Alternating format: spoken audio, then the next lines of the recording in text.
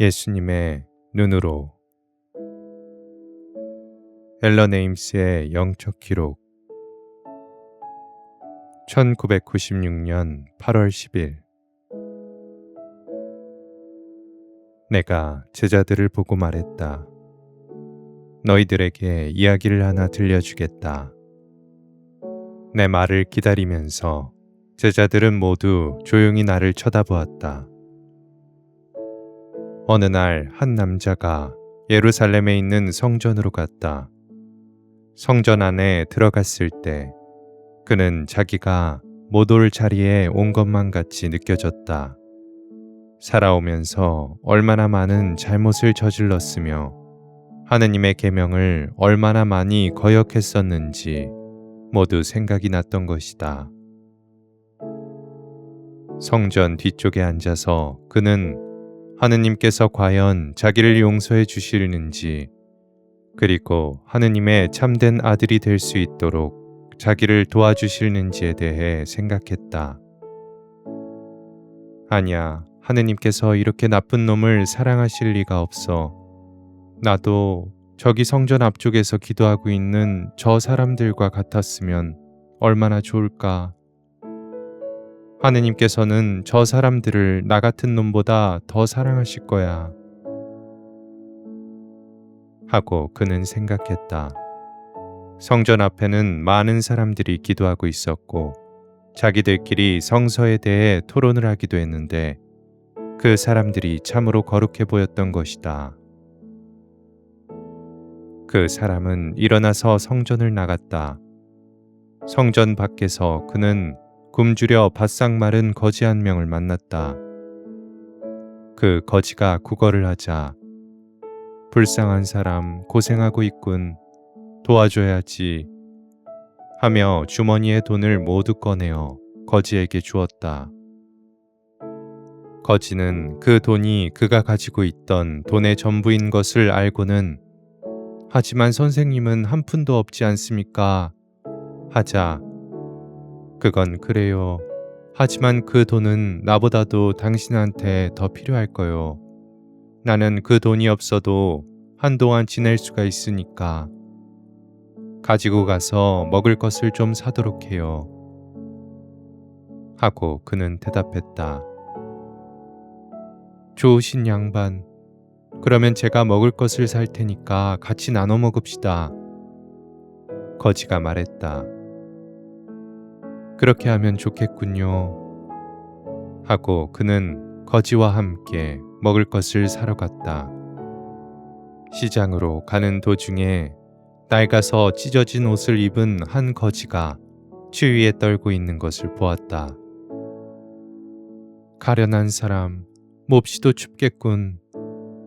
하고 생각하면서 그는 자기 코트를 쳐다보았다. 난 이 코트가 필요 없어. 집에 또 하나 더 있거든.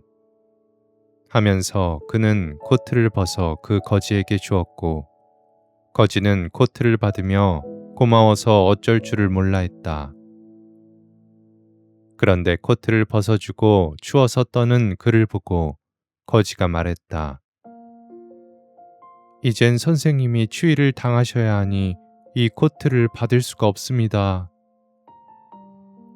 그는 웃으며 말했다. 괜찮아요. 난 집에 코트가 또 하나 있거든요. 하지만 지금 당장은 추우십니다.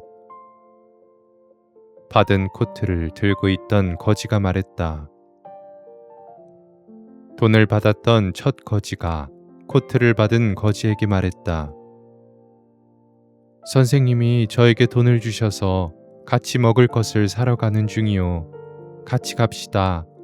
저희가 함께 가까이서 걸어가면 선생님을 따뜻하게 해드릴 수가 있어요. 그 세 사람은 팔짱을 끼고 걸었다.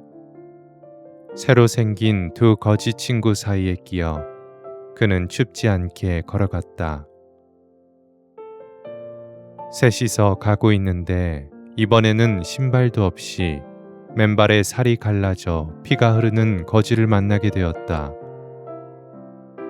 불쌍한 사람, 얼마나 발이 아플까. 하고 생각한 그는 자기 신발을 벗어서 거지에게 주며 말했다. 발이 더 상하지 않게 이 신발을 신어요. 발을 다친 그 거지는 신발을 받아 신고 좋아하다가 그가 맨발인 것을 보고 말했다. 선생님은 맨발이 되셨네요. 돌멩이에 다치실 텐데요. 괜찮아요. 집에 가서 발을 씻고 다른 신발을 신으면 돼요. 그가 말했다. 첫 번째 거지가 자기가 받은 돈에 대해 설명을 하면서 세 번째 거지도 같이 가서 음식을 먹자고 말했다. 모두 팔짱을 끼고 네 사람은 음식을 사러 갔다. 세 거지들은 그를 땅에서 약간 들어 올려 그의 발이 다치지 않도록 했다. 네 사람이 걸어갈 때 성전 앞쪽에서 기도하던 남자들이 마주 걸어오고 있었다. 그 남자들은 마주 걸어오는 네 사람을 피하려고 길을 건너갔다. 한 남자가 화난 소리로 말했다. 요즘에 웬 거지들이 이렇게 많은지 원. 동네를 다 망쳐놓는다니까. 또 다른 남자가 말했다. 그러게 말이야. 성전 문지기들은 몽둥이로 왜 저런 거지들을 쫓아버리지 않는 거야. 거지들 사이에 끼어가던 그가 앞으로 나서며 항의했다. 이 거지들은 누구에게도 해를 끼친 일이 없습니다. 우리가 조금만 동정을 베풀어주면 될 사람들입니다. 그 남자들은 모두 웃어댔다. 그러다가 그중 한 남자가 빈정대며 말했다. 저것 좀 봐. 거지가 거지를 변호하는군. 그러자 거기 있던 남자들이 모두 그 네 사람을 향하여 돌을 던지며 소리쳤다. 꺼져라, 이 버러지 같은 놈들. 돌이 날아오자 그는 팔로 얼굴을 가렸다. 그러나 돌 하나가 머리에 맞아 피를 흘리며 땅에 쓰러졌다. 새 거지들은 그가 돌을 맞지 않도록 자기 몸으로 돌을 막으며 그를 둘러쌌다. 한 남자는 끝까지 돌을 던지며 소리 질렀다. 버러지 같은 거지들, 인간 찌꺼기들, 우리 동네에서 꺼져라. 새 거지들은 그를 안고 돌이 날아오고 욕지거리가 들려오는 그곳을 떠났다. 그들은 그가 혼자 살고 있던 집으로 데리고 가서 침대 위에 눕히고 상처를 씻어주었다. 얼마 후 그가 눈을 어렴풋이 뜨며 말했다. 친구들, 이제 죽을 때가 된 것 같아요. 난 그걸 알 수 있어요. 아닙니다. 아닙니다. 이제 괜찮아지실 겁니다. 거지들은 그가 죽는다는 사실을 믿지 않으려고 하였다. 친구들, 내 명이 다 된 것을 느낄 수 있어요.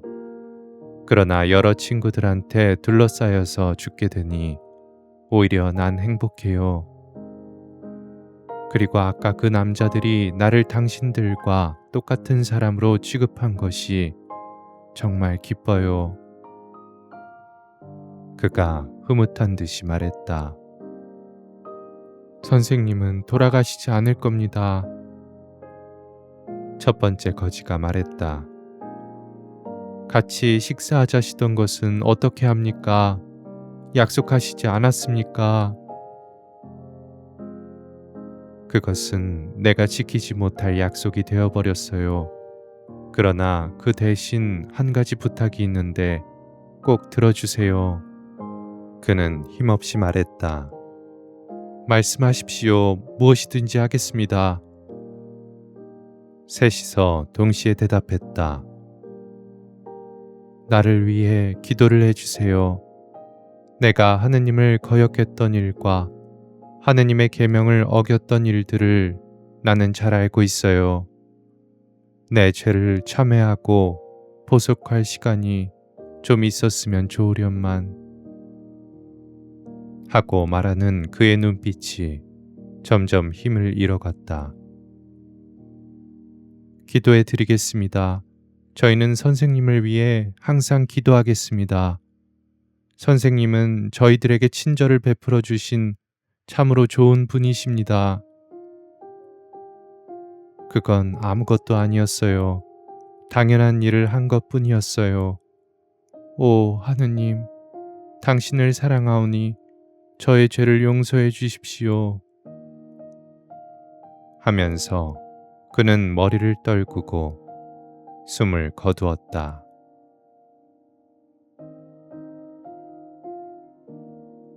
내가 너희들에게 말하고 싶은 것은 불쌍한 사람을 도와주는 것은 하느님을 도와드리는 것과 같다는 것이다. 그러므로 너희가 궁핍한 사람을 도와줄 때 그것은 하느님께 드리는 사랑의 선물이 되는 것이다. 불쌍한 사람에게 사랑과 우정을 나누어 주는 사람은 그 사랑과 우정을 하느님께 드리는 것이 되며 그가 지닌 그 사랑은 바로 하느님께서 그에게 주신 것이기 때문이다. 불쌍한 사람들을 변호하고 그들을 위해 자기 목숨을 바치는 자는 바로 하느님을 위해 목숨을 바치는 것이다. 불쌍한 사람들을 위해 희생을 하는 것은 그 사랑의 희생을 하느님께 바치는 것이기 때문이다. 거지들 사이에서 숨을 거둔 그는 자신의 결점은 알고 있었으나 자신의 장점을 깨닫지 못하고 있었다. 자기 잘못에 대한 용서를 빌었으나 자신의 선행에 대한 보상은 청하지도 않았다. 그런 사람이야말로 천국에서 환영받을 만한 사람이다. 좋은 옷으로 치장하고 성전 안 앞쪽에 앉아 다른 사람들의 시선을 받으며 열심히 기도하지만 실생활에서는 거만스런 태도로 자신이 다른 사람들을 심판할 수 있는 심판관인 양 마치 천국에 미리 자리를 잡아놓은 듯이 행동하는 그 사람들과는 다르다. 남을 멸시하면서 약하고 가난한 사람, 불행한 사람들을 도와주기를 거절하는 그 사람들한테는 천국의 문이 닫힐 것이다. 천국은 하느님을 사랑하는 겸손한 영혼들이 받는 보상이며 지옥은 자기 자신만을 사랑하는 교만한 영혼들이 받는 대가인 것이다. 항상 겸손하도록 노력하고 자기 자신을 염두에 두지 말고 남을 도와야 한다. 제자들은 내가 한 말을 묵상하면서 나를 쳐다보고 있었다. 그때 유다가 말했다. 자네들 신발을 벗어준다고 한번 생각해보게. 그런 바보 같은 짓이 어디 있겠나. 너의 신발을 내주는 것이 너의 영혼을 내주는 것보다 나은 것이다. 하고 내가 대답했다. 제자들은 내 말을 묵상하느라고 모두 침묵을 지켰다. 가난한 사람과 재산을 나눌 수 있는 것은 하느님께서 주신 은총이고 사랑하는 마음으로 내 것을 준다는 것은 하느님의 사랑을 받고 있다는 것을 증명하는 것이다.